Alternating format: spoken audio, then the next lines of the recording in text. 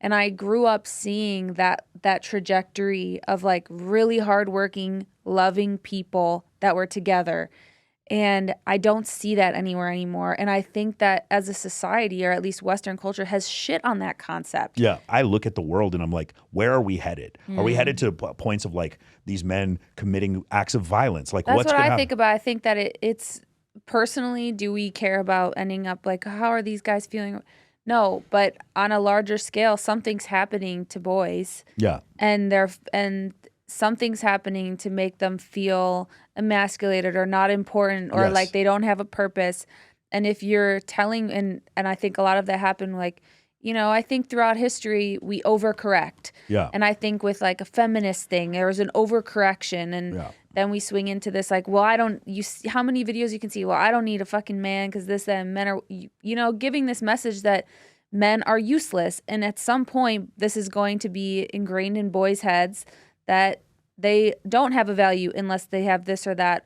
And like you said, somewhere down the line, it's going to get to the point where more social catastrophes are happening because people don't feel a purpose and they don't feel capable. So 60% of college enrollees are female. 68% of the graduates, I believe, are female. It's more women now. And so what happens is now we have an educated group of women, and they're looking for a men on their level to date, and that group of men is so small. Yeah. That group of men is like, you understand, you're in the top 17% of men if you make $100,000 a year, which would not even make you through 3 months in Beverly Hills, right? And then you're also in the top 1% of men if you're 6'3". You're in the top 14% of men if you're 6 feet tall, but that's all they want.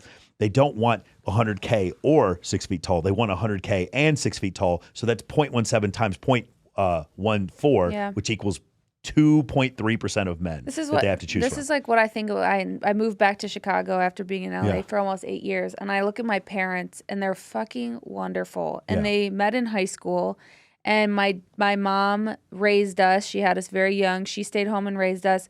My dad was a parts salesman and a mechanic, and then now, fast forward a bunch of years, he's a fire chief. And I saw, and my mom got her degree and got her master's. She was a teacher. She just retired. And I grew up seeing that trajectory of like really hardworking, loving people that were together. And I don't see that anywhere anymore. And I think that as a society, or at least Western culture, has shit on that concept. Yeah. And when I know it doesn't work out for everyone, but when I see that, and I had a role model in my mom as being a mother. And then when she could leave the house and go to school because we were growing up a little, she did that. But my dad consistently worked his way up. Both of them were dirt poor. And like seeing that, but they're not rich.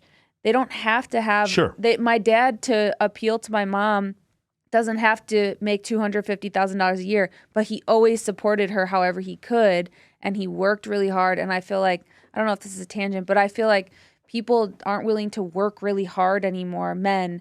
And like to see when a man works really hard, like tradesmen to me are attractive. If you like bust your ass in a manual labor, or a guy who knows how to fix something at the house, that to me is more attractive than a doctor. I'm not. I know maybe I'm the outlier, but I'm not saying, oh, I want to be poor, but you can fix the light bulb. So you're looking at competency, like your ancestors would have. There was no money in the ancestral period. What they would have looked out for was the best carpenter, the best protection, fortification builder, the best hunter. You know what I'm saying, and the best warrior. Those were the people that would and show they have competency. secure jobs. If you have a job with those things, and you like whether you're union or not, but you're a tradesman and you get good money. Yeah.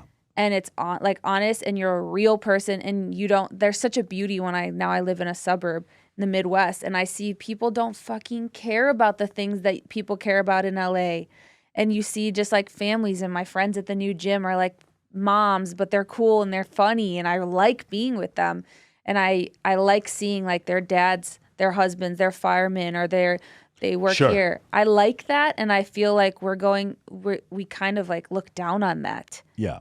And I think that there's something wrong. I think that there's something that could be extrapolated from that there's something wrong. Yeah, I think when you give women and men it's called, what is it called? The perceived dilemma of choice. Women will swipe like 16,000 times to go on 10 dates.